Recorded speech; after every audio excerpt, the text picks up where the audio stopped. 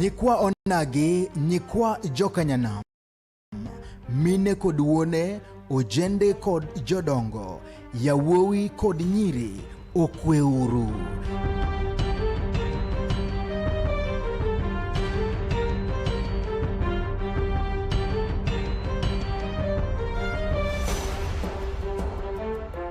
Gima ber osebiro kendo osechoponwa kamora mora mawanti. Ahere, waruake, wapake, wagwedhe kendo walande ne dhoudi duto matindo kod madongo. Ma en Chuny Onagi TV, Adundo Jaluo.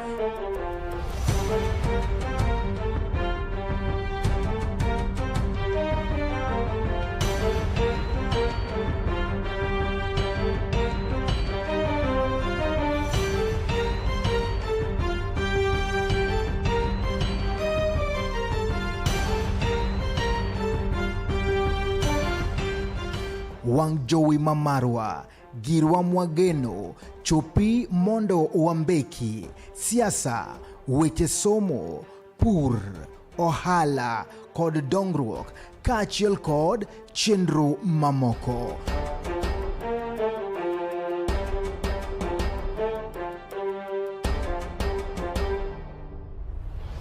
Chuny Onagi TV, Adundo Jaluo.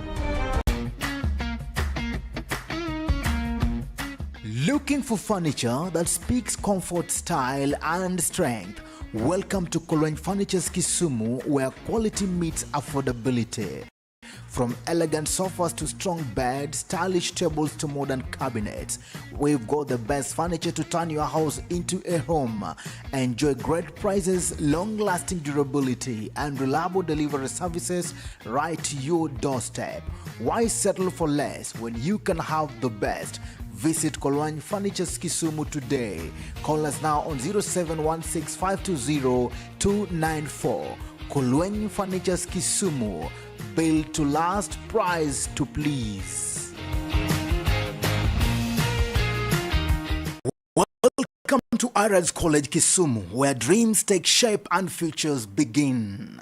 Located at the Swan Center building along Oginga Odinga Street, Irad's College stands at the heart of Kisumu, a place of learning, growth, and opportunity. At Irad's, we offer a wide range of certificate and diploma courses designed to prepare you for today's competitive world. Explore career-driven programs in ICT, electrical and electronics, hospitality, social work studies, banking and finance, agribusiness, nutrition, beauty and therapy, all taught by dedicated and experienced instructors.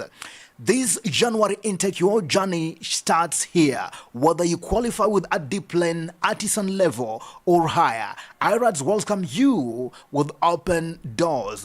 Choose what works best for you, full-time or part-time classes. And for ultimate flexibility, e-learning is available. At Irad's College Kisumu, quality education doesn't have to be expensive. We offer affordable school fees without compromising excellence. Step into a brighter tomorrow. Step into skills, confidence, and success.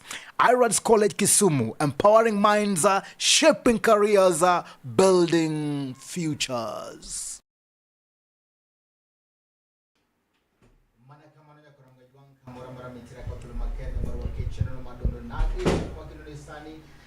Mabende nwanyise kachini mamoka luneka uno kade kacha kwa twak mabende wadendo kacha ni Duond Onagi kama kelo kacha ni chelo mpo grupo kurejo siasa kacha kwa jogo mabende ni ele mpo grupo kurejo kwa jwamba nwabo mbaka kendo kwa mbaka nito pin ocho mokanye kacha kabende wangi ni tangomo timore na motime to timore kan kwa jwamba mana kamara mara mitire akotul makene marwa kimoni bebe kwa wakandie Chuny Onagi TV kako wana tarika paga video Chinti cha Rio, Dumara Rio, Gana Rio, Kopro, Padauchia, Tumata, Chunani, and Steve James, aka Nyakwa, Neroni 1 to Mark Chuny Onagi TV, got so much more to go and Barakawun and Neto Benedictine, Bear. Your mic is off, turn on your mic, you're silent. From the top, turn on your mic. It's on. It's not on.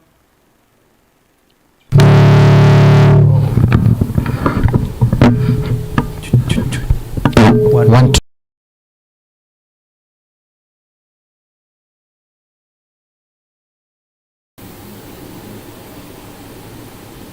Mana kamano nyakora mgajwang kamora mara mitira kathul makende marwaki kotimo moza kum ngikruk mabendo bede mitambo nyakora mgajwang kamora mara mitire kathul makende marwaki mondo miyo wadonje tok madhigo embaka kawuono kathuon wach ni to bende nitire ber moro e riuruok mar UDA kaachiel kod ODM sama bende koro waneno ka bende koro ODM bende chalo ka gima bar nyakora mgajwang in kaka bende inene ni to piny ochomo kanye ka bende en sama oganda mathoth wacho ni 2 term jomoko bende wacho ni 1 term maya mamiyo wadwago mbaka ni to riuruok mar ODM kaachiel kod UDA bende dhi kelo geno kacha ne Ker William Samoei Ruto ka twak machalo koda kamandi wadwago mbaka kaachiel kod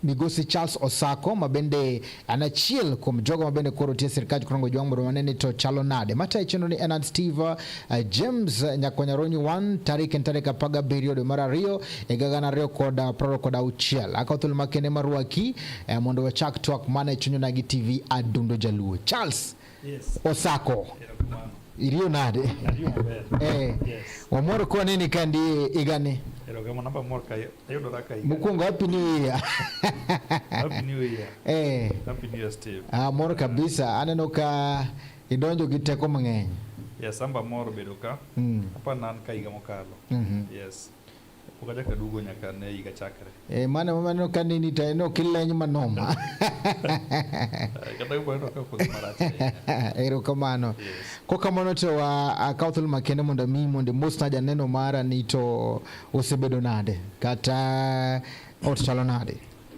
ero kamano enya paro ni ne jokanya nam duto te akawo na cost makende mar moso ni wi more urute kawuono tarika Pagaberio dumara Rio igamara gana Rio gi praroga uchiel 2026 ngeni niga ma koro wachomo odo mana gi dweche moko matin giga chiel kadhi yiero marwa maduong mar 2027 maniga manyien kendo anoka gik moko osechako kikore yes but maduong en ni Nyasaye ngene dhi tayo koganda mondo mi wayud gima wadwaro yes ero kamano ka kauthul makende maguniro kamano mdung'anyo wabe wamor kuom neni yes kendo waduko ne obongo nyaka laga Nyasach polo gi piny mabendo mi wakinde mondo wachak warom kapok wadhi mbele wachako ga gi ngero yes mondo miyo Onagi kata jogo mabende koro ne chenro machalo koda kama ng'ine adir ma en Duond Onagi kama bende wapuonjore weche achiel ariyo adek ngiro ma kawuono joluono go ngero ni awayo ojogore gi lak yes awayo ojogore gi lak isewinjo ngiro machalo kamano awayo ojogore gi lak asewinjo ingene adongo e lwet jaduong kwara ne achiel kuom council of elders kata achiel kuom jodongo mane loso luo weche luo koran gima nate adongo gi jaduong so chike luo gi bawinjo maber kata chiemo kukela ke weche mag chike luo nyalo explain betinde angama kisebedo gi dala to koro ngene nyalo wacho weche jodongo kata kisiro ni kisenyombo mitero dhok michamo gweno mi koro bedo gi dala koro ngama duong koro iki oyie ni wacho weche jodongo koro wan sani nyaluongwa ka weche tek moyal koro awayo jogore gi lak ni awayo ngene en gima rach en gima wacho ga ni en olemo ma ok ber to kokadhe lak koro lak ok onya kadhe lak okech kech ne lak so awayo en olemo moro ma nyach en gima kech so kinya muonye in lak anything ma muonyo kata gimoro amora mimuonyo nyaki njaki to njako nyiso ni itiyo gi laki so ko kinyal njaki nyiso no keche laki nyaki ng'udhe so nyiso ni en gima awayo jogore laki nyiso ni en gima rach ma owinjo dhi kamoro koro ok ginya winjore koro gijogore another meaning en ka wan osiepe to wakethore koro jopiny wacho ni giri gicha awayo jogore gi lak giri gicha ok nyalre nyiso ni en gima ne ji expect ni nyalore ginya paro ni en gima nyalore to koro konyalre koro jogore gi lak en gima okethore ogwenyore paro manye koro pa ni dhulu maber ni gimoro gwenyore paro gi nyawadgi yes so wache marach wache marach ngero mar adieri en mano ni awayo jogore nyiso ni gimoro gwenyore gi nyawadgi gima ne ji ok par yes ero kamano to kwang'iyo e kind riuruok mar UDA gi ODM bende wanyalo wacho ni awayo jogore gi lak ok ane nikech ing'e ni UDA party manolos ka William Ruto campaign mondo bedgo president. ODM to lost chon. To sani gitiyo kamoro achiel. Koro wan ti mana koko matise yo party mano badhi explain though kaja ODM but nikech koro wajo luo to ngini pa ODM en one of the parties manie piny luo kama dongo. So okane kama gijogore nikech gitiyo kamoro achiel. Party leader en Dr. Buru Dinga. Mano okaw from jakom ka jakom onindo to jakom ne nigi paro maduong' mar lek mar ni mondo riw ODM gi UDA gibed kamoro achiel mantik mane gi sign mabe pod nientie ongoing apa nyosi rumo public participation manya dhi mbele mar NADCO report mondo meng'eni to jopiny wacho nano to gichano los gi ODM gi UDA so nyiso ni gitiyo kamoro achiel. Yes. Ywak nitiere ni Ker William Samoei Ruto makoro ketho chama. Oketho nade? Ingeni Osako magi misewinjo. Ingeni history wacho ni historia luorore. Though angeni wan angin samoro ne watindo 1995. Kata higa approach ga beach. To king'iyo ka Jaramogi notho approach ga 4 to noweyo gimiluongo ni Ford Kenya. Before that in 1991 kana ji the election man 1992. Nintie party miluongo ni Ford Kenya.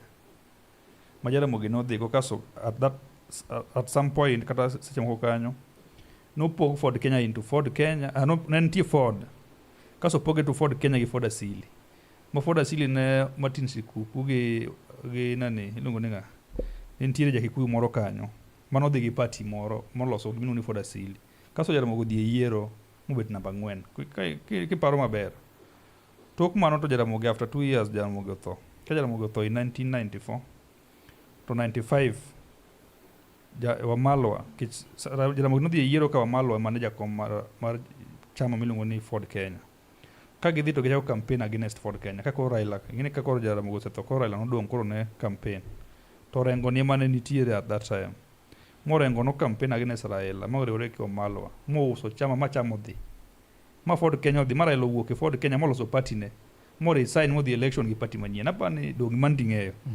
So nyiso ne gima timore sani ni ok en gima nyien en mane joma koro samoro time ni Sifuna nikech king'iyo the same thing ma samo wuok ni party ma Ford Kenya dong ne ulu yanika maka uno wetangula ne kode wetangule man kode dalo makone okayo maka uno koro wetangulo dong kode so mwane gima expect ka yudo ka sani kanya jakom osetho maro koro timore piyo nikech maja Raila chano timore after 2 years actually after 1 year jakom nyaka nye ndi poko ka ora ducha uchiel tido ka orengo the same orengo man Siaya governor ma Siaya ochako wuok oko gi secretary general mar ODM mabe en jamalo ka kendo yudo ni mondo gidhigo gilos party margi andido ka sani giriwore gi Babu Owino Joluo ariyo koro miyo Sifuna party to waneno kech kata king'iyo gini gimane giparo ma chien kacha ok gima timore sani kech chien kacha gi paro ni chama ni Babu ema dhi bedo ni kori wero kendo gimane otimore Kitengela koro sani kata orengo maduong' at his age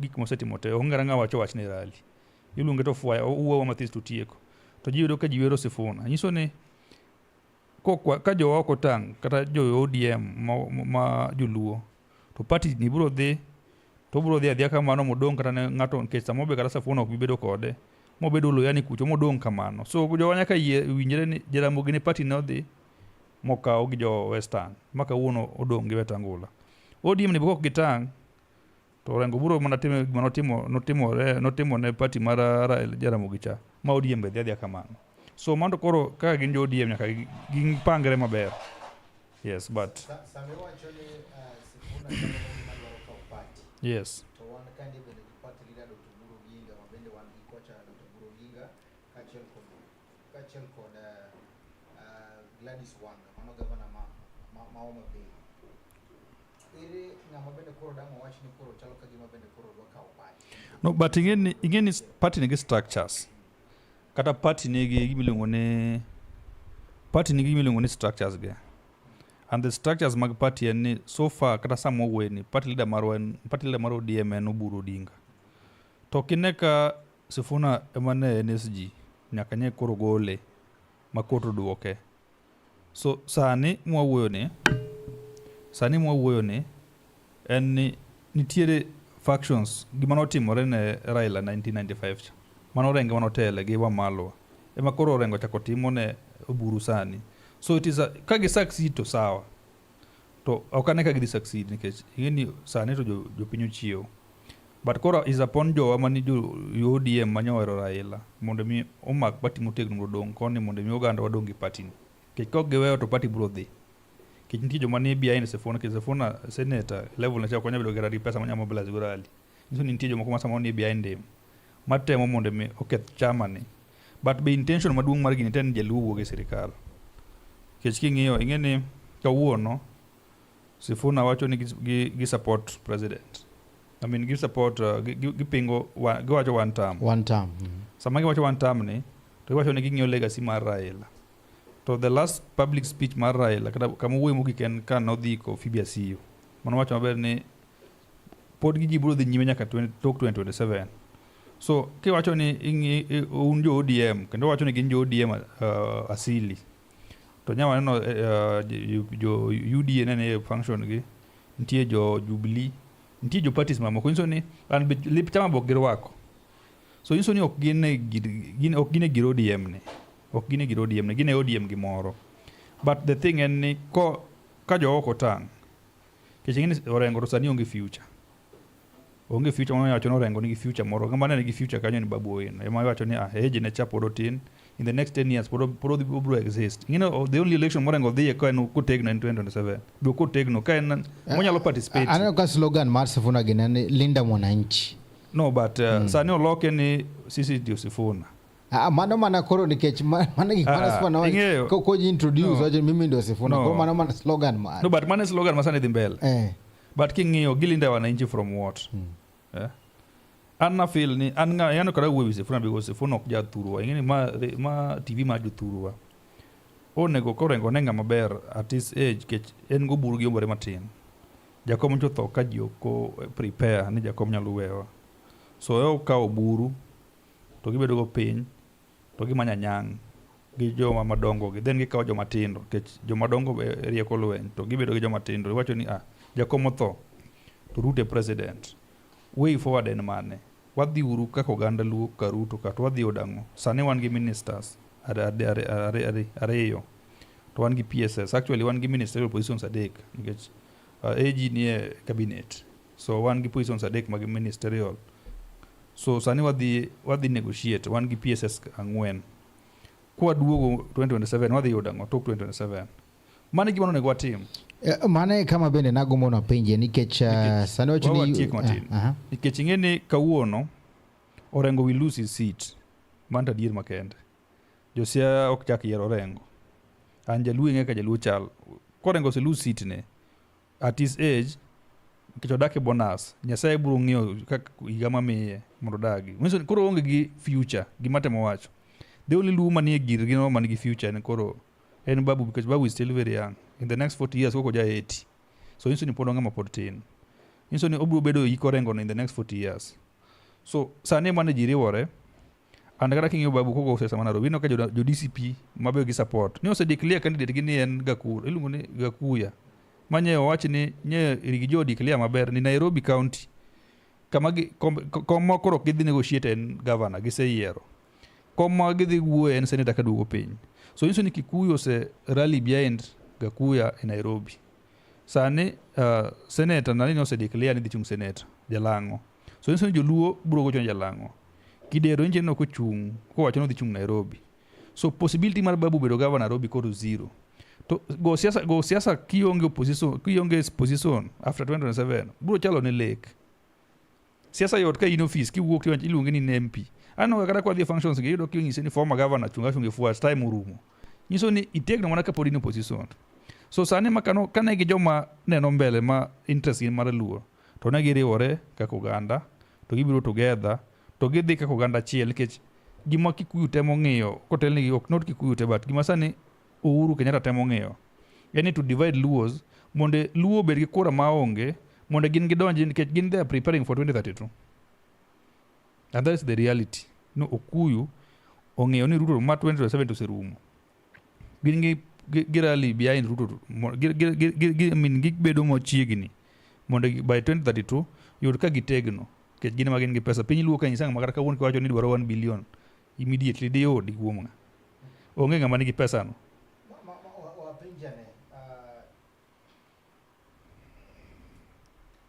Kapenji nitiere bende koro gima bende koro the ODM kachiel kod UDA kwayo margi ni mondo koro gimbe gidhi gi negotiate. Yes. To gino bende waneno ni gino mar bende ne ginyalo yudo kata gima gidwaro ahinya ni mondo gimegi kata le ma gidwaro kachen deputy governor. Deputy president. Yes. To Kindiki bende aneno ka wacho kachani en mano position mabende okaginyal timo godo en negotiation. King'iyo kothariyo nitiere kama bende koro winjruok tamore ka. No pok ingeni siasa pod bor. Actually agreement pod wan mabor. Agreement mabubedo maber next year. But the question en ingeni deputy president en koma kada komiu to onge gimoro malongo chomoyo. Nikech party leader Burudinga beno wacho ni gin gionge problem gi ema wach ingeni sane jo Kikuyu nigi deputy president to gin gi ministers, gin gi PSS mang'eny, gin gi ministers I think around 9, gin gi CSS mang'eny sana. To pod giwacho ni gidwaro positions mag rei, pod giwago position mar rei, to giwago position mar mbadi, to giwago position mar AG mane owe omak gi the former AG nani Muturi. Nyiso ni ani nitie positions moko to gin gi DP, gin gi ministers mang'eny, to gin gi jok moko mang'eny. To gin por giwago position mar rei, to por giwago position mar mbadi. Nikech ang'o kanye kama sirikal ipoge. So Jaluo dwa position mar deputy president. Deputy president mokwongo en flower girl. En position ma ibiro en the presidency. So onge isejo budget mo ni deputy president ogero ndara. Ni ma ndi from the office of deputy president. Onge ga. So en jo are confused and jo bedo misled jo komplain. Jo mage mako kiwacho ni jo are confused gin jo mage jo ODM. Jo madhiro no, ok not jo ODM. Jo madhiro wachi nikech gin few individuals within the party. Within the party. Gin few individuals within the party on the other side mar the party leader Dr. Burudinga. No nyaka kara mana se fona gin chocho mabe dhiuru negotiation gi maduong. Nyiso ni ani idwari monde me gi focus e wach DP ni maka president otamogi to Jaluo walk out. The moment ngene Jaluo kada ku walk out. Jaluo nyaka bed very careful. Kwa walk out at sirikal Ruto ni. Jaluo is going to be elected. Ngene siasa ka onge permanent enemy. Ruto nyalo gocho ne Gachagua kawuono ni bwana jogi thaga Joluo gi sanda kel jo Kikuyu wadhi walo sirikal awenu sirikal 2032. The money is possible. So it is upon us ikichingeyo ni kadipo ni kokwatiyo ka Ruto ni odhi dala mokonyowa 2032 then parane ngade konyowa yene ngama rom gi Raila manyalo kata gore sana gi sirikal ere onge ntie makawo ni rom gi Raila Steve Raila jo weji ka poko prepare the body manyalo gore gi sirikal between now and even 2030. Actually the only person mwanya bedo go machiegni manyalo konyo manyalo bidhi mesa en ngama dhi bedo 2032 not now.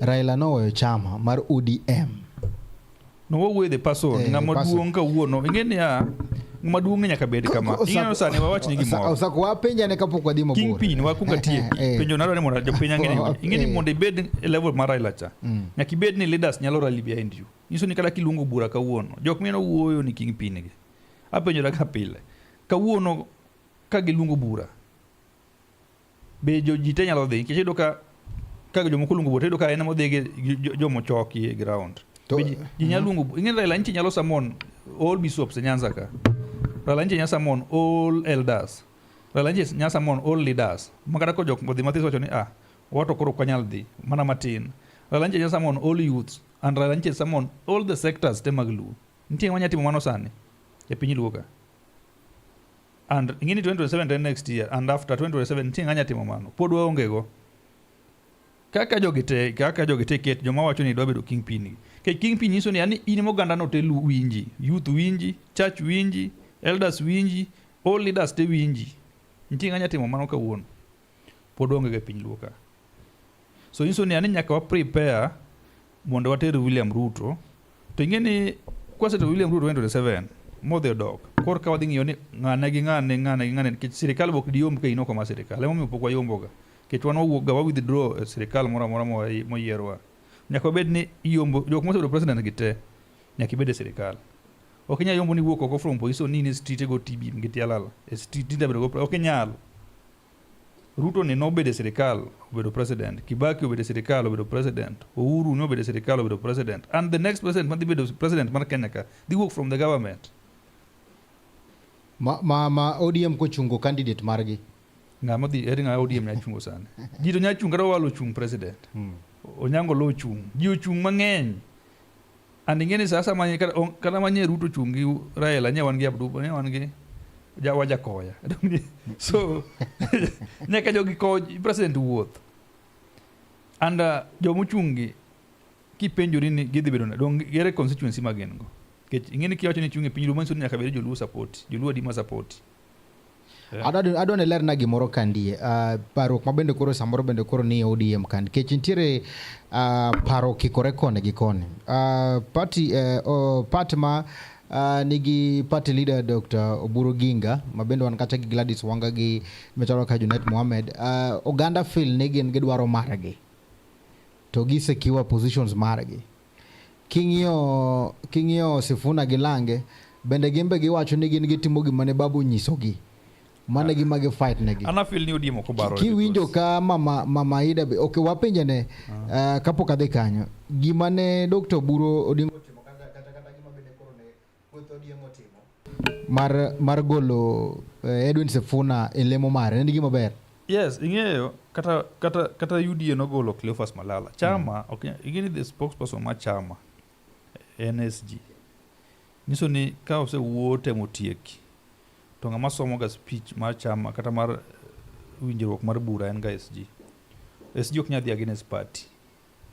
So niso ni ka jo ODM wacho ni negotiate jo NEC nyoso wacho ni negotiate gi William Ruto gi other parties gichako gi UDA to SG to ni girali moro go one term, so onego bed SG nade niso ni koro ken race gen rogue SG, so niso ni ongama koro okonego tel and ODM nya lack SG and mane momiyo to anja winjo kiwacho ka chieng' mano gole ni Sifuna koro dhi gi joge gidhi chako ni ODM orumo to se mogole no kinyo dhi e court niso ni ODM ok nyal rumo, niso ni gine magi wuok e ODM ok orumo kech de en gimo rumo en gimo rumo kata sani kiwacho ni TV ni orumo kaja ka duoge to kinyo luongo interview to wacho ni biro gi thuon e court dong menso ni in menyi rumo TV ok orumo kech gima onge iweri go tichako mari. Jakom kane orengo gi noma e party mar Ford in 1995 no resign actually from member of parliament to dhi by election gi party ne, so joge kade gin joma chuo to Buabu gi Sifuna resign to wacho ni wan koro wadhi election sama ipani kata source gi ne gi resign wacho ni bwana ODM rach wan gi jopiny ingini kidange ni gi jopiny timo gima ber malich wacho ni ato koro wan jo ODM wan gi jopiny wan wawere gi party no ware resign wadoke debe de dong sa paga chiluki kane timone kacha ida dhoga mama Ida Odinga men piny paro mabende samoro bende no nyalo gole ewi golo mar Sifuna lemone no to no wacho ni en Sifuna ema pod ong'eyo kaka jakanyo no ma ODM tiende ni ma ineno nade but ingeno kanyal discuss what mama Ida kada uwe because one mama Ida ok ne chama mama Ida ok ne chama but mama Ida be part mar ODM mama Ida ne structure mar chama mama Ida onge and mama Ida as the wife of the late party leader at that time party SG ne pok no gol Sifuna gik miale nek mama Ida onge nek, so ingene okwanya discuss en grasa ni ngato nyalo wacho na neno ngane TV en ngeni gik miale nek onge, so is nek ma make decision structurally structure ma chama en nek ma make decision, so en as a person mabe the party leader at that time no ngeni Sifuna jatelo to ka nek ong'io nyise ni mama my problems mantie okonya tamore, so mama Ida onge problem manyiso no onge sei e weche mag ODM no okanya keto onge position ne ODM koro kanya wacho ni en gise ka to onge, so onge position oken party leader oken chairman oken secretary onge position wapenja ne ipani min piny bende onyalo bedo gi duol ko wacho ni onyalo bedo gi duol ko wacho ni an kaka min piny no mondo watim kama kata kama e chama kose kata ne oganda no ingeni chama oganda opogore ingeni sani okinyacho ni Recho Ruto nyalo make position e UDA kechela kanche no kancho luongo UDA delegation opokeno ga mama Recho Ruto kata mana sami luongo ga ODM pokeno ga mama Ida Odinga, So en supporter mar chama. Okinyal kete gige chama mag dondruok. So kinyalo wacho ni emo nyadi onge gi en kaka en ohero chama to jaode ne jatelo. Ngene family okiket ge siasa ahinya, so okinyal discuss weche chama mar ODM. Sani ko discuss chama to discuss Oburu as the party leader gi jok moyier. Mage structure. Tete mwacho ninga monge structure kikuwe gimora. No, onya uwe bado kwanya discuss problems matim. Ngani sini kadasa nika kanori malala. Okinyal keto ni Recho Ruto wachango, mama Recho Ruto main pin, because one okene structure ma jaod party leader ma president. Onge structure ma chama. So okinya discuss. Chama nigi weche mang'eny bwana. Kwa dhi mbele kacha kapo kwa dhi break Martin, ina monda pinje nikech lurube ni nitiere kata maponono ni ODM obuono. Ni koro gin bendo kwa ginyal dhi tiyo gi tend William Samoei Ruto nikech gino mabende gidwa mondo giwinjre ok otimre. Bineno ka ng'ikni moro nyalo bedo e tend William Ruto 2027. ODM ok nyal buono. ODM sani gidhi mbele. Gi manyo paro jopiny gi chiegni sign. Waduong' gilito mar NDC. Kasi confirm Oburu daktari gi joma no yier ka to gitieko. Joma nyen ne ko yiero ka gi se confirm to agreement dhi mbele. William Ruto kanyalo gi problem. William Ruto is the president naka 2032. Steve. Ai weche maji wache street. Okay, weche maji wache street. Ana pinja. Neno nje chien kacha nje jubiro kani Morara inject. Ne wuotho kaka kabisa oji wacho ni Morara ni koro ngaber. Nyathi moro kijana Martin bese wan iluongo ni Makure. Owach ni koro ne tombo ariek kabisa. Kauno en kanye. Omota to wacho mabuluongo ya karali Uhuru Park. Mwach ni Omota tani nyalo bedo president. Kauno en kure. Ruto kan ng'anyo doje siasa nyoro. Opogore go Uhuru. Ruto chako en onge gimo setimo, en tin siasa motimo. So gik sasa kasi no timore gi magi kada mana gik no timore gi babu gini giwege lor kage aka kamega kene gidhi kure, give them up to another in the next 1 month gionge. Actually luonga ka April mondo discuss gi. Luonga ne April ka pod gidhi ga mbele. Dong gi du mara dek du mara actually luonga ka April on around 15th. Gini ok nyadhi mabor. Kechen gi mengine gima bedo sponsor nigi target. Ka gino kodhi maber to sponsor ok nyal onge gima timo. Do Moraro loreka wang nyaka geche koro momere nyaka PA system koro wuotho nyaka gotieno erego ka wuono support Ruto mako uro wacho maber ma ji wacho nyathini koro nyathi maber madhi konyo Joluo wang no nyathi ma wacho kisungu madongo ma to mboya wa erego don ka uno lungo press conference ka gore gi sefona ni ODM en Oburu so kora mar gi sefona gi babune oko dhi mabor to crowd makitengela chenyalo wacho nang inja nyoka jomoko wacho ni siasa ni ntie organic kara donge gi organic bana siasa expensive jidebi ni luongo geche ni kawuono de siasa mobilize siasa onge nya timo organic onge kata maja kom kan ibiro Kisumu kata nyiso jochamba ni Kinya biro Kisumu so ntie a number of jimang'eny ne biro neno jakom but nyaki chak gi jomoko mobedo kanyo ka jibiro onge ng'anya buka ka ni geche ochopo to ji wuok gi ng'wech wuok ute gi biro neni kwani ni Yesu kata Yesu nyaka nawach ni wadhi waro ji koro joma ni biro kanyo ne dhiro warruok eka biro ni ji wuok e odgi maka nyithi university mokaw mopoge okete gari mondo bi e rally Steve siasa kata in masani dalau kacha nyuolani majo eri samoro jo eri nikech ne ni TV ka iwuka uka ni kawuone dhe wuogi ji ilando ne ji miluoro ra gi tung kinyara doge ji nyaki miji pesa eka ji bire function manyiso ni kata rally manotimore kondele mane ker biro kacha no mobilization no but nyaki nyis ji onge gi organic nyaki nyis macha mano ken organic igini level maker donga nya sense the truth level maker ker nigi structures nyaka piny mag chief nyaka assistant chief so coach ni ker dwa wuoyo gi ji so they have that structure babu gi nonge structure no nyiso nyaka gi nyiew ji ker nigi structure Raila nigi structure ma jok mane nane pap kitengele kama ka jok mano ngiote nyaki mobilize ji nyaki mobilize ing'eyo sanika for example ka uno nchicha aero kidwa dhi aero kacha donge nchicha aero ka uno ntie joma ni aero kanyo already mar uso timo ala so kidwa disrupt gi nyaki kel jomoko kata 500 mabiro kanyo koro joka ka dhewe tich nikech koro tich ok dhi mbele wan gidhi bano gigegi koro gibide girine donge biro chicha aero so Emona ka yudo ipa ndak jogo dhiga milimani kata Karen. Yini kidwa ng'eyo organic nini tidhi Karen. Kata dhi mili kata town ka kidwa timo rally mondo ing'e in gi ji. Dhia ni milimani. Igolwa inde utege. Ni en organic. Nyaka bi mana kondele gi manyata ka imiyudo ka ji ng'eny use. So nitie jomoko ka for example president no kowacho no biro kamoro. One en gi milando. Number 2 en gi structure. Ng'e president nigi structure from village elder. So kawuono kwanso ni president biro wenso jogo ng'e ni boss gini around. So expect jogo tenya ka bedi. The moment ma jogo se biro kama president biro ji te dhi biro. To ng'ato ka Osako maonge structure kawuono an kinsa ni muradhi aero kacha. An ng'e ni aonge bosses ga onge. Aonge gi joma ni piny wacho ni Osako en boss na. So nyaka mobilize ji. An ka dhi lali nyaka mobilize ji. Raila negi structure mar ODM kodwaro ji kawuono kata kondele kata kodwaro ji Uhuru Park. Onyiso mokwongo nitie miluongo ni supporters. MPs ka biro te. MCS biro te. Governors biro te. Governor mar Nairobi biro te. Supporters mag Raila, the structure macha from ward levels. Kende kiriwo kende. Ng'ene kaka nitie Ruto luongo kata meeting mar UDA. Structure mar UDA cha kende gin ji 12,000 joma ne dwa chung'.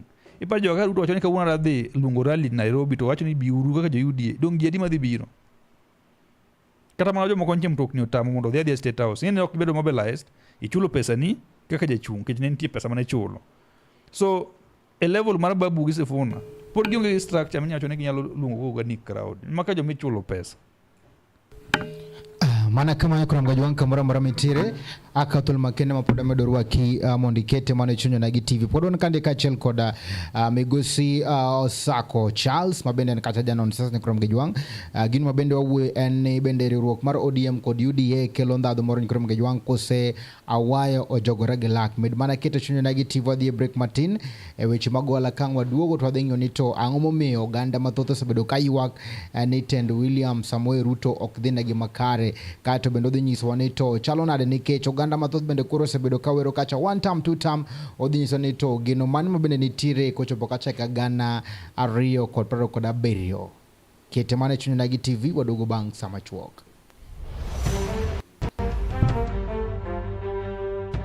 Nyikwa Onagi, nyikwa Jokanyanam, mine kod wuone, ojende kod jodongo, yawuowi kod nyiri, okweuru.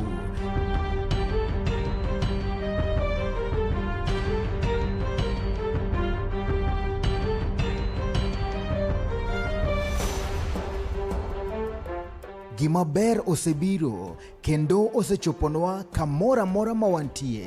Wahere, warwake, wapake, wagwedhe kendo walande ne dhoudi duto matindo kod madongo. Ma en Chuny Onagi TV, Adundo Jaluo.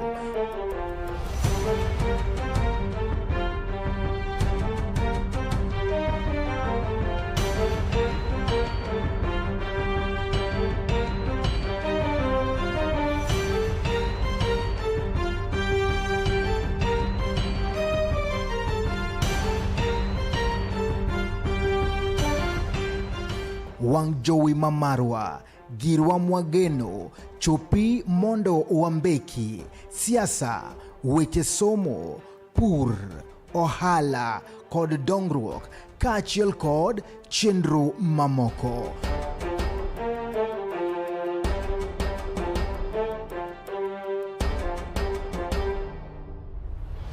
Chuny Onagi TV, Adundo Jaluo. Looking for furniture that speaks comfort, style, and strength?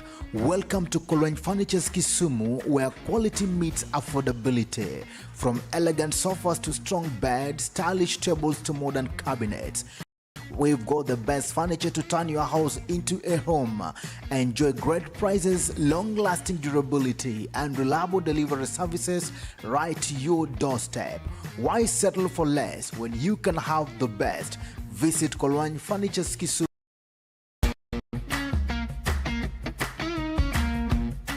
Looking for furniture that speaks comfort, style, and strength? Welcome to Kolweny Furniture's Kisumu, where quality meets affordability. From elegant sofas to strong beds, stylish tables to modern cabinets, we've got the best furniture to turn your house into a home. Enjoy great prices, long-lasting durability, and reliable delivery services right to your doorstep. Why settle for less when you can have the best? Visit Kolweny Furniture's Kisumu today. Call us now on 0716-520-294. Kolweny Furniture's Kisumu. Built to last, price to please. Welcome to Arad's College Kisumu, where dreams take shape and futures begin. Located at the Swan Center building along Oginga Odinga Street, Arad's College stands at the heart of Kisumu, a place of learning, growth, and opportunity.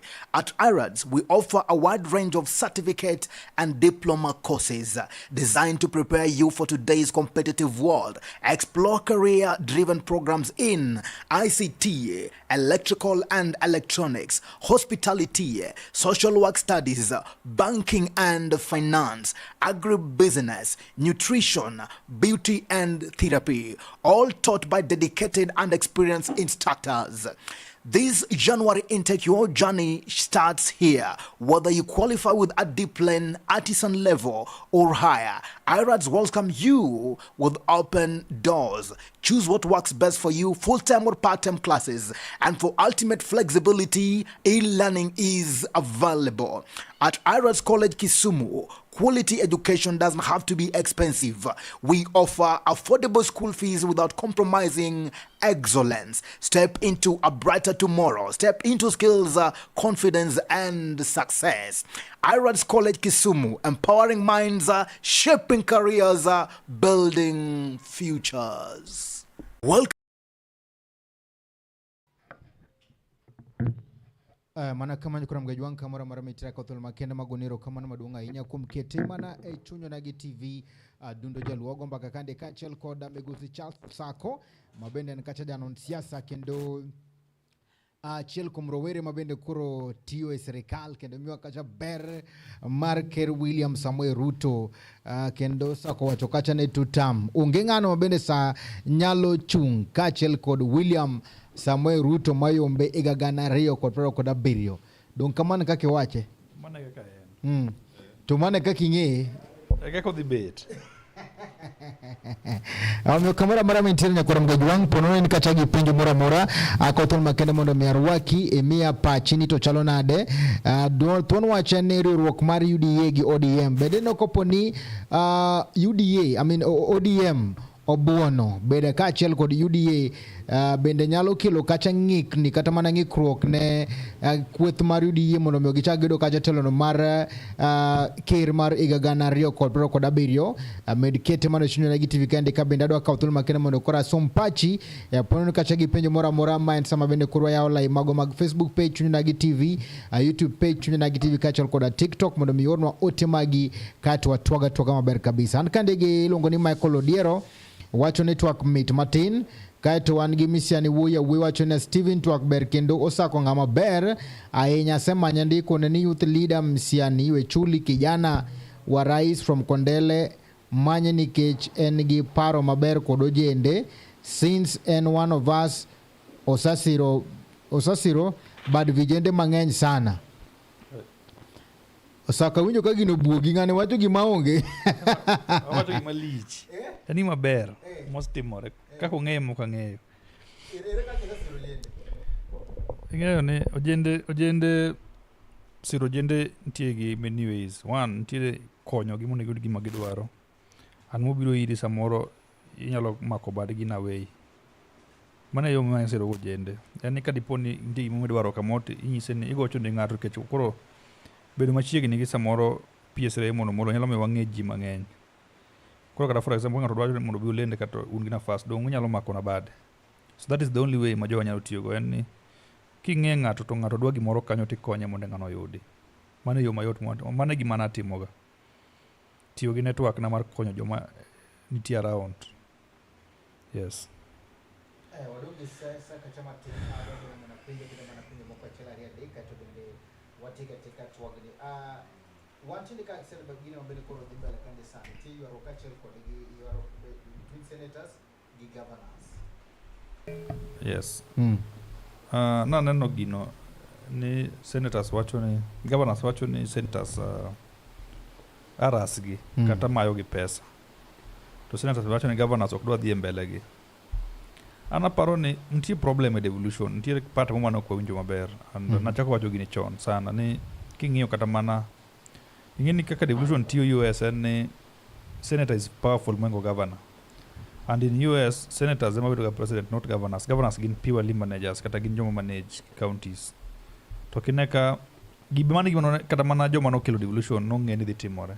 But no lokore Kenya ka governors koro powerful mwengo senators nikech gin gi pesa.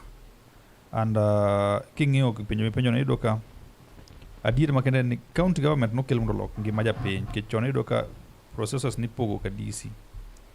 To king'iyo nyaka ne devolution chakre mabe onego wabe anang'eni penjo gimano negi page chako ni to nyaka no ayud devolution 2013 county government nyaka kawuono wane 2026 hapa ni 13 years juturwa ose yudo dongruok machalo nade kako ganda lu devolution ose konyowa kujawa Kisumo idhi Migori idhi Siaya idhi Homa Bay kako ganda lu nikech do ka sasa ma oluong governors gito corruption cases gi ng'eny kene gindiko ghost workers kene pesa moko lal ministry state departments gi county departments mang'eny so do ka gik mang'eny olal so kanyo nikech en gima nyien koto ka ng'eyo maber gima timore gozo kan senator but I feel ni kadi podi poni senators timo tiji marait to be makosa ma senators ka timo en gi expose governors gi then gino rumo kanyo onego bed ni coach ni governor kolo million per day to be no dwoko pesa no ingeni governors appear committees kage say appear to gini bedo exposed till and news to room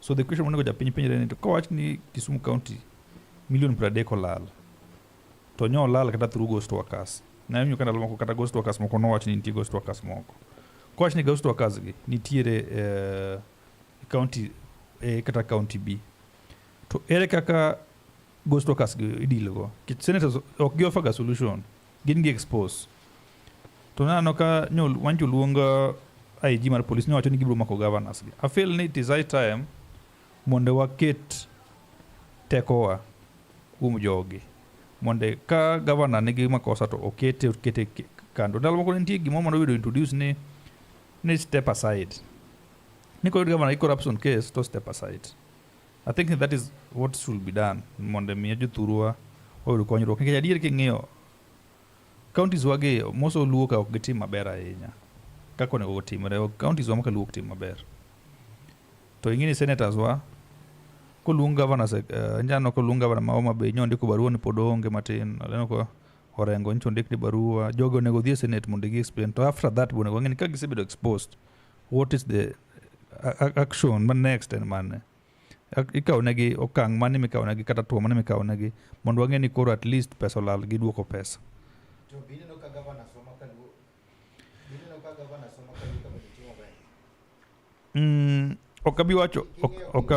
okabi wacho te but one national government ikonyo kata mondo mi serikal mondo tiyo maber ngama bende iwuotho kuonde maboyo boyo king'iyo counties mabende samoro iwuothe gima dang' wachi en ni wan chien kaka oganda ingeni Kisumu county headquarter mar Joluo and is the third largest city en city mar adek moyudo charter kiwemo Nairobi kaste dhi Mombasa kasibiro Kisumu to king'iyo cities ma wan go manyien wan gi Eldoret gi Nakuru hapa ni magi cities mobiro manyien Nakuru kaso Eldoret kata kidhi Kisii ok en city but mondingeni account timo maber nyiso ni nyaka bed gi flow mar pesa wuotho e lwet ji to ji okodenyo tingine sani piny luo ka endi kama yudhe thage ji mogik en Kisumu county and partly Homa Bay actually Nyanza region yudhe thago ji to ok githag ji ni erogi kech nitie youth mathago ji ni gidwaro to nitie youth mathago ji ni situation oketo kata nitie gimoketo gi mondo githag ji ma biro nikech iyudo ka sani kaka Kisumu county wan gi governors noketi mondo wanyalo loso kambi ka ber ni Anyang' ne dhi dala 2027 ne Kanti miwacho ni legacy projects mag governor nyong. Legacy project maduong' ma governor nyalo timo en weyo kambi mondiko ji. Weyo environment maber ma ji timo ohala. Kech governor onego ket agriculture kata ka nitie gik moko yani ji kata yo pur yo mane puro no dich. Weche mag education sector ECDs ogera ng'ong. Ng'isi magi gitimo contractors ichulo pesa. Sama gigi timore Steve to pesa bedo ofuk japiny. Sama pesa bedo ofuk japiny miyo kaka an kata Osako kata kaka in gik mitimo te koro bedo mayot. Kawuono king'eyo Kisumu County kaendi apart from pikipiki onge gimondiko ji. Ain mana pikipiki gi maybe transport sector kaka inyawacho ni tuk gi matatu. Kidhi agriculture sector ogore piny ng'eni wan gi puodho moko ananyango campaign iluongo ni ena Nyamasara kiluongo ni Kapuothe. Onge gimotime kata kawuono Nyanza region kaendi onge county ma golo gima pidho ji. Obed skuma wanyiewo oko, obed kitungu, obed nyanya, gik mathindo gi kata pilu to. Nyiso ni onge omabede nitie gimono chak ni moko wacha.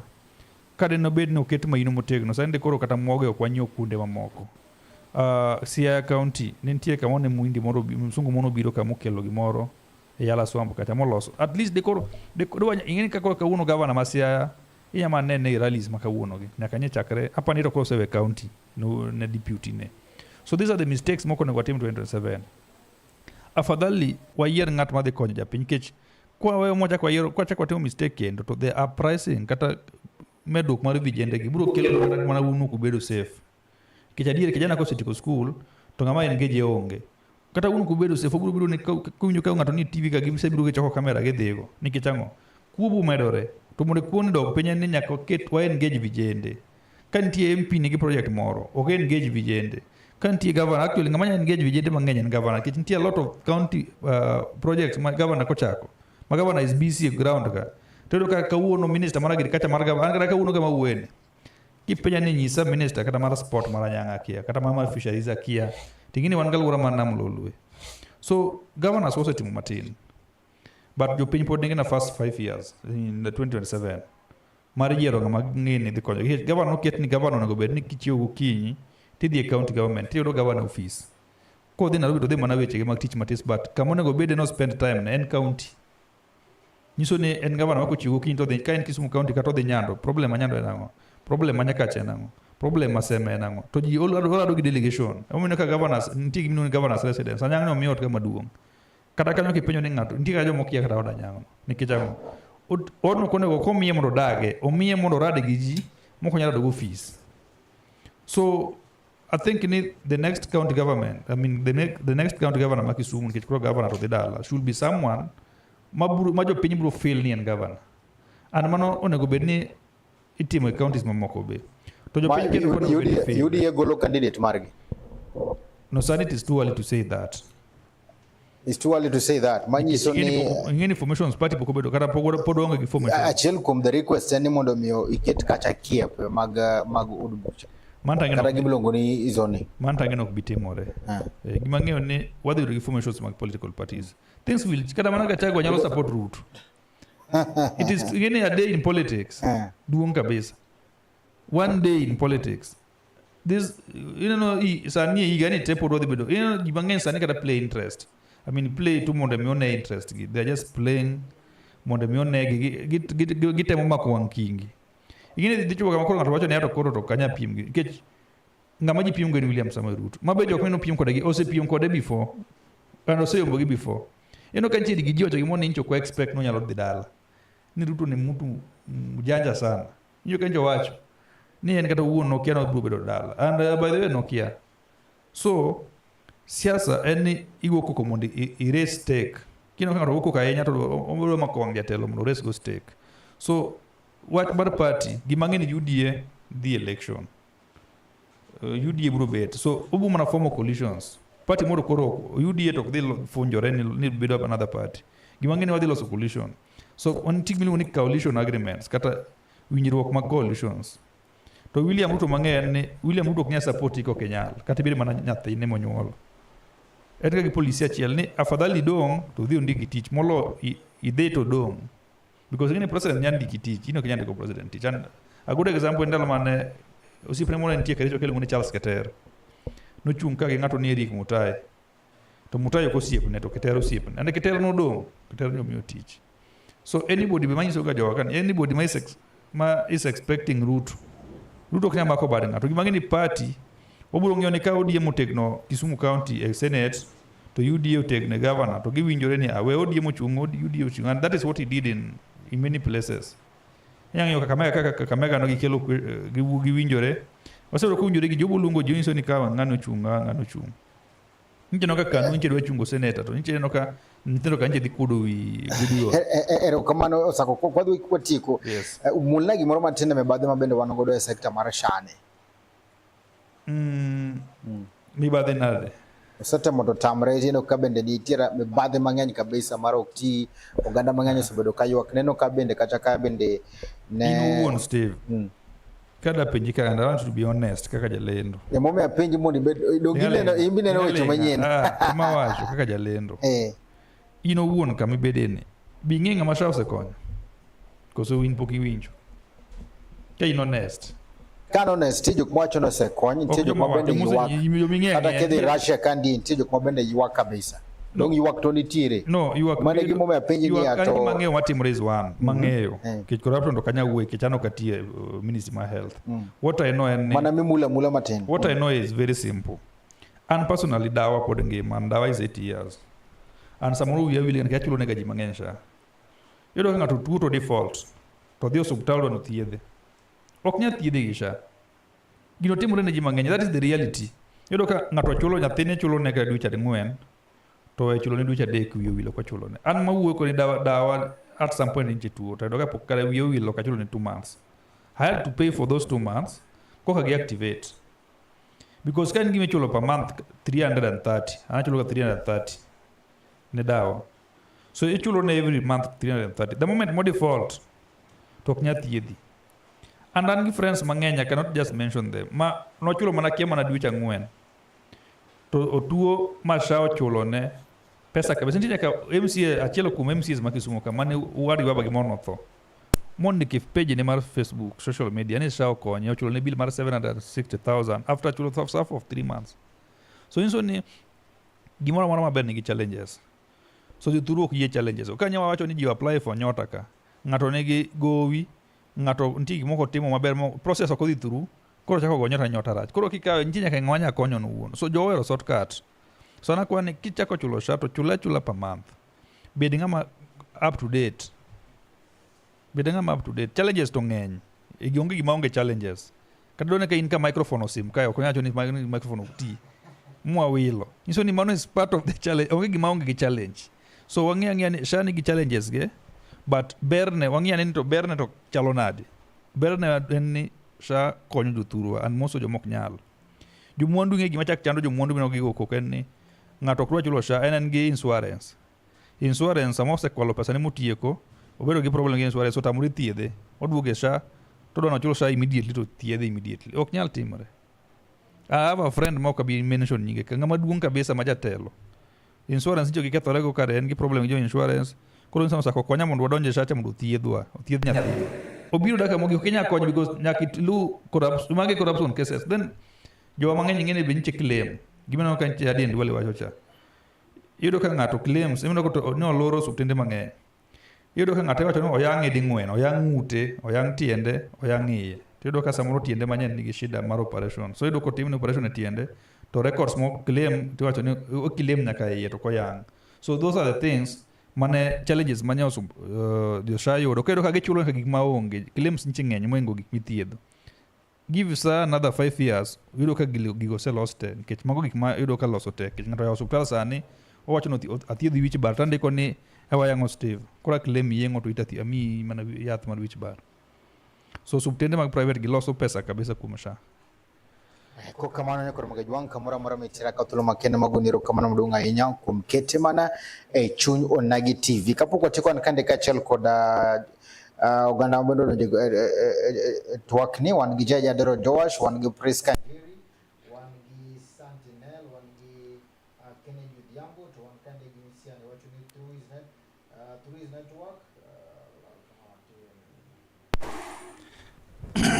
wacho ni Osako kwenye tourist network osemi ulijende mang'eny obedo empowered wajane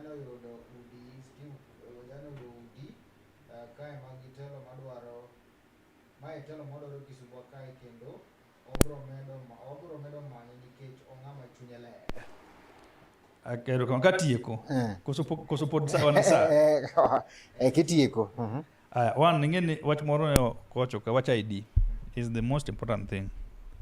Jo ngene watimo ntigi ma PSR mondo molo ncho biro go ka mar konyo jo mondo yud ID. Wan gimi ngoni continuous ID and voter registration. Bar jo podonge kipande. Akwa jo thurwane wawuoguru oko. Kiny wan kade bokendo wan kamoro ni molo odega. Then jo aben teams ka wono ntinya ka niti school ni kude mang'eny. So jo wuogo oko mondo ka kipande. Okinyal kipande oken mago kura kende. Kato kidwar Osako. Kipande nyalo konyi. Kipande ka one for resource distribution. Pogo mwandu. Mara rio for identification. Inso ni kipande kaya ngoto kore ja Kenya. Kata jama 90 years dionge kipande jo Kenya kongei. At maduonga ni kipande nyalo tiyo godo for your own development. Inso ni kaje siasa rach. Kaki wacho siasa moro rach. To kidwaro ng'ama ber nyaka idhi go kura. Koke go kura te gocho ne ng'ama rach. So wakao kipande mondo namba wa majo moko wacho ni namba wati. Namba wa ng'eny kabisa mana jo waonge kipande. So jo odhi okao kipande mondo 2027 waritre moloyo maduonga ni kan tigi ma sirikal pogonwa koni. To pogonwa kaluwore gi namba wa wan godo nikech kionge kipande to ginyalo timo onge. Mano gima nyalo wego jo thurwa. But maduonga ni jo obed focused.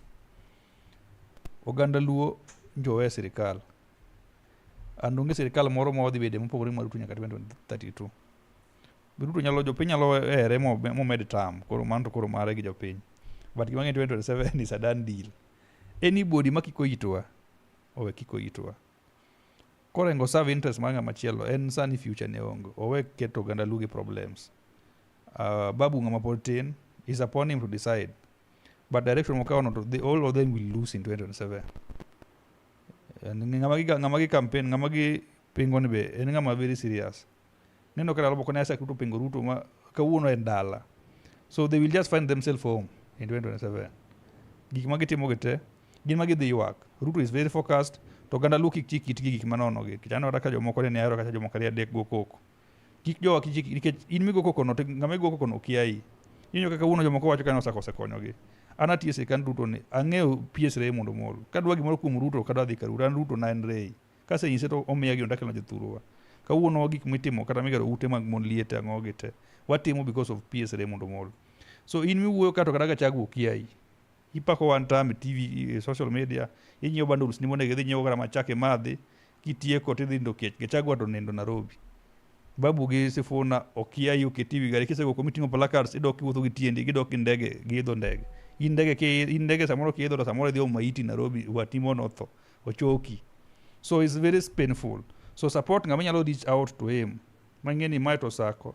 Mae to kichwan gi joma mang'eny kawuono kokidwar rei to dhika Mbadi. Kokidwar Mbadi to dhika Wandai. Kokidwar Wandai dhika Eji. Kokidwar Eji atandi benyo micheman budget ka wan gi Nyamori wan gi ji mang'eny. So it is joluo ng'e ngama onge sirikal. So wawe bedo selfish ni ka ng'atwa ni kamoto ni nyiego miyo ok wadwa ng'ano. Wagol nyiego oke gini waerere wawegi nikech kiny Osako biro we tiyo ne rei tabo bedo ng'at machielo e sirikal kech rei be biro we bedo PS obedo ng'at ma another person kech gi moves positions wagi wabiro wawe to jomoko be kawgi to wadhi sa United Luo Nation because kowa pogore to kuwe mamor kech waneni miyo asani mana uhuru. Osako tere gimo dwaro 2027. An dwacha maduong' ni Ruto bedo president. Ano gima dhi chung'. An ka Ruto bedo president dong sani dong ti positions e piny Luo ka. Ani madhi chung' onge. An 2027 adhi support William Samoei Ruto kanyagwanwa madala wakacha. Dhi make sure no gocho ne William Ruto jo Nyanda bro nyiso mondo gocho ne William Ruto. Kanti jo Kisumu osiep na gi jo Nyanza mang'eyo ogocho ne William Ruto. Kose yiere mo jako medre position. Koro wane sirikal mwafomo ngine ma wabiri sirikal manyawa okwago kura. Tema wane gi positions mathindo to kose yiere Ruto 2027 unsafe. Kanti manyaka edwar abro consult PSR mane boss na okede chung ka boss okia 2027 taonge gima chung kata village eldo kata chung 2033 minyalo paro. Okaparo ana onge an rei mabiro panga. PS.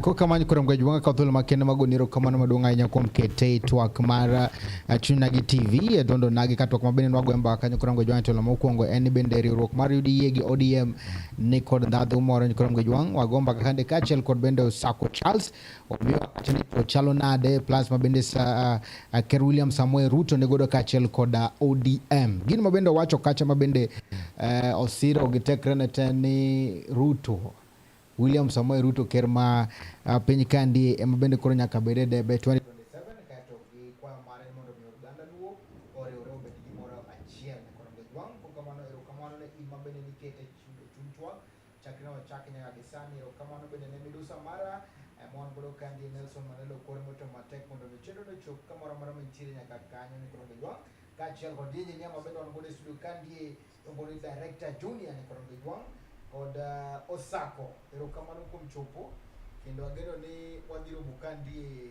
e wach ni wabiro dweche 2 Dwe mar 4 tarik 15 kadhi mbele kanyo iyudo ka jogo osetieko rally gidong' gima gitimo onge wadhi biro kana new information erokamano kono gidwang' kokamano uritu masani mane tachore and Steve James aka Nyakwar Nyaronywa.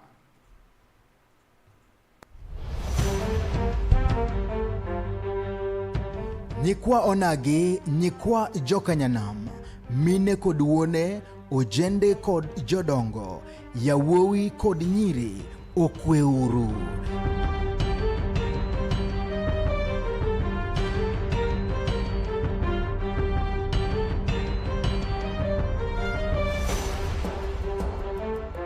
Gima ber osebiro kendo osechoponwa kamora mora mawantie, wahere, warwake, wapake, wagwedhe kendo walande ne dhoudi duto matindo kod madongo. Ma en Chuny Onagi TV, Adundo Jaluo.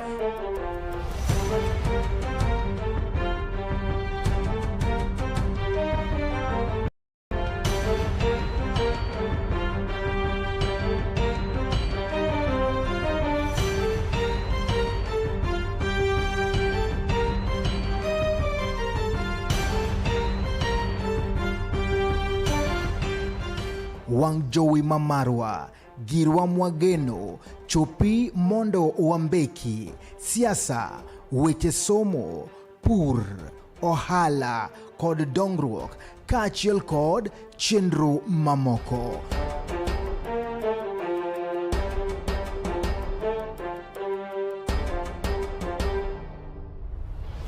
Chuny Onagi TV, Adundo Jaluo.